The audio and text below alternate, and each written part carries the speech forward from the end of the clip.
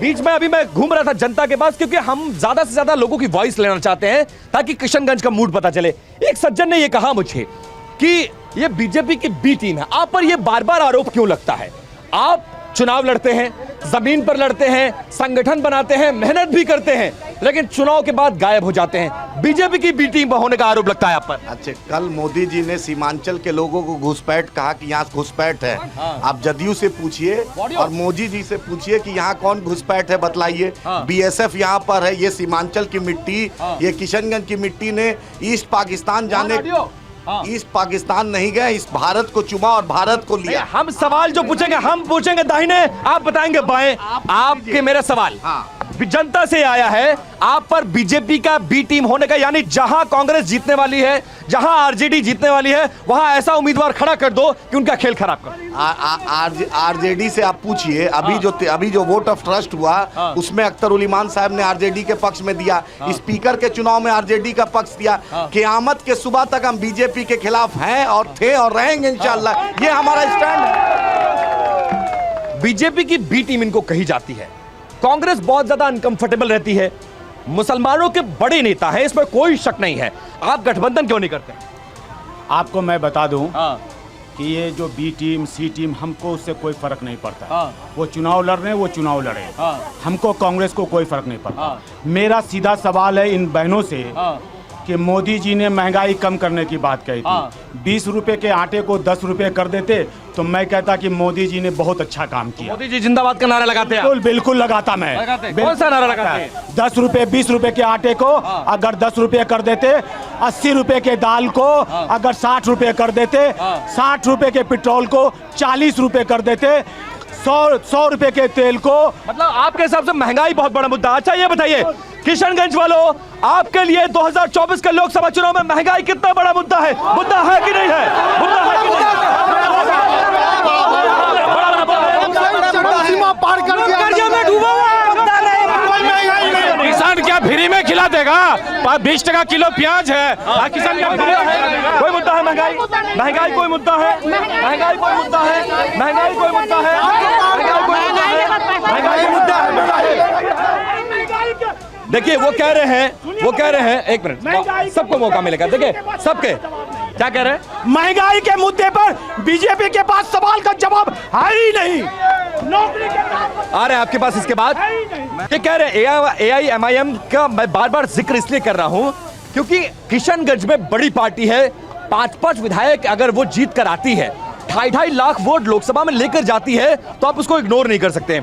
वो कह रहे हैं स्पीकर के चुनाव में हम आपका साथ देते हैं, इसके अलावा राज्यसभा के चुनाव में हम आपका साथ देते हैं। फिर आप इनके पीठ में खंजर क्यों भोगते हैं? इनके विधायक को लेके भाग क्यों जाते हैं? आप ये बताइए। ये देखिए, विधायक को जहां तक कि लेके भागने वाली बात है, जब सामने से खुद ही आकर के कह रहे हैं कि ये AIMIM पार्टी जो है ये करप्ट पार्टी है, ये इनके विधायक ने ऑन कैमरा में ये सही कह रहे हैं? सही कह रहे हैं क्या? सही की बात, पूरी बात सही ऑन कैमरा इनके विधायकों ने अभी जो वर्तमान में जो प्रत्याशी जो लड़ रहे हैं उनके खिलाफ बहुत सारे आरोप लगाए ऑन कैमरा। दूसरी बात मैं आपको एक चीज अभी क्लियर कर देता हूं, लड़ाई सिर्फ 2 के बीच की है। किसके? नरेंद्र मोदी वर्सेस राहुल गांधी, और कोई नहीं है। सारे के सारे लोग बिचौलिए हैं। मैं आपसे एक बात कहना चाह रहा हूं, अगर MIM जीतती है तो प्रधानमंत्री बना पाएगी। आपने कहा करप्ट पार्टी कह रहे हैं, आपके विधायक कह रहे हैं करप्ट पार्टी, आपके कैंडिडेट पे इतने सारे आरोप हैं। कैसे चुनाव में जनता क्या मानती? करप्ट पार्टी है ये है कि नहीं है या नहीं है? भ्रष्टाचार का केस सुनिए।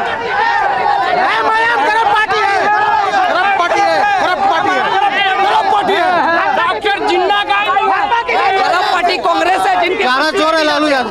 सर एक मिनट लूंगा आपसे, 1 मिनट लूंगा। वो करप्ट पार्टी होती तो अगर ईडी का रेट तो पड़ता, ईडी का रेट पड़ रहा। ईडी का रेड नहीं पड़ता है, मतलब आप ये डिफाइन करेंगे जिसके घर ईडी का रेड पड़ा वो करप्ट है, जिसके घर नहीं पड़ा वो ईमानदार है। इलेक्ट्रॉल बॉन्ड का चंदा आरजेडी ले, कांग्रेस ले, भाजपा ले, भ्रष्टाचार का केस लालू यादव, तेजस्वी यादव पर है, रबड़ी देवी बेल पर है, मीसा भारती रेल पर है, मुसलमानों को सिर्फ 2 टिकट। लेकिन बीजेपी आपसे सवाल, और फिर मैं जनता के बीच जा रहा हूं, तमाम सवाल पूछने के लिए तैयार रहिएगा। और ये बताइए आप लोग किस मुद्दे पर चुनाव लड़ रहे हैं किशनगंज में? नीतीश कुमार के सहारे या पीएम मोदी का नाम का सहारा, उनके काम का सहारा है? किस नाम पर लड़ रहे हैं? किशनगंज में हम लोग डबल इंजन के नाम पर चुनाव लड़ रहे हैं। हमारी केंद्र में सरकार है मोदी जी की, और बिहार में सरकार जो डबल इंजन यहाँ दिख रही है बीजेपी जेडीयू वाली, लेकिन ये वाला इंजन तो जबता है जब छोड़ के चला जाता है, लेकिन 2 बार पलट जाता है, घूम जाता है दूसरी साइड में, इधर पहुंच जाता है आपका। लेकिन आपका ये वाला इंजन भरोसेमंद नहीं है। इस बार भरोसा है कि नहीं है? इनको मालूम है कि विकास अगर कर सकता है तो मोदी जी के नेतृत्व में ही बिहार का विकास हो सकता है, इसीलिए ये आते हैं। डबल इंजन की सरकार है, फिर क्यों पलट जाते हैं? क्यों ट्रैक चेंज कर लेते हैं? क्यों तेजस्वी जी की गोद में बैठ जाते हैं? कैसा डबल इंजन है जब भरोसेमंदी नहीं है? इस बार भरोसा कर सकते हैं कि नहीं कर सकते? पूरा भरोसा कर सकते हैं। इस बार हम लोग जो विकास का जो एक नया आयाम स्थापित करेंगे किशनगंज में, जो भी हमारा काम है उस काम को हम पूरा करेंगे, पूरी ईमानदारी के साथ करेंगे। हमारे जो विधायक मास्टर मुजाहिद साहब हैं और वो सांसद बनकर क्या कह रहे हैं? मोदी की जय बोलिए। अच्छा, आपके अलायंस पार्टनर हैं, जनता के बीच से आया है, अगर आपके अलायंस पार्टनर हैं, प्रधानमंत्री पद के चेहरे हैं, तो प्रधानमंत्री मोदी की जय बोलेंगे? बिल्कुल बोलेंगे, क्यों नहीं बोलेंगे? प्रधानमंत्री मोदी की जय, क्यों नहीं बोलेंगे? प्रधानमंत्री मोदी जी की जय, मोदी जिंदाबाद। देखिए, सुनिए।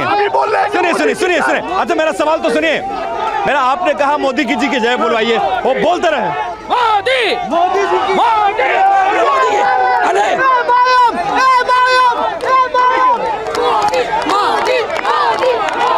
वो जमाना याद नहीं।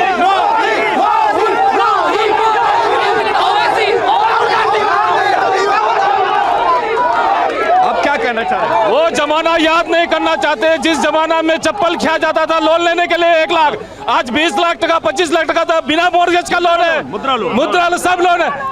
बिजली ट्रेन बिजली से चल रहा है, लेकिन घर में 1 घंटा बिजली के लिए तरस जाते थे। वो जमाना था जब रोड में खड्डे रहते थे, आज चकचकिया रोड है, बिजली है, पानी है, घर घर में चूल्हा है, सिलेंडर है। क्या कहना चाहिए?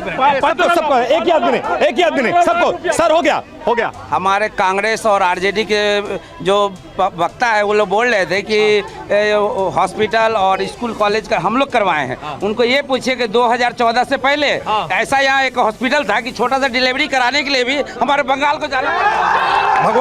हमारे भगवान विष्णु जो अवतरित हुए एक राम के रूप में, और राम की शोभा है धनुष, और धनुष जो हम लोग बलराम को दिए हैं, और उन्होंने नरेंद्र मोदी के द्वारा यहाँ जो दिया है चुनाव चिन्ह तीर, हो गया। चुनाव चिन्ह जो दिया है तीर, 26 अप्रैल को तीर लगा देना है। ठीक है, आपका हो गया। युवाओं की 1 मिनट, आप नेशनल मीडिया है, युवा जो आज जिस तरह से बेरोजगार है उसका प्रश्न क्यों नहीं पूछते हैं भाई?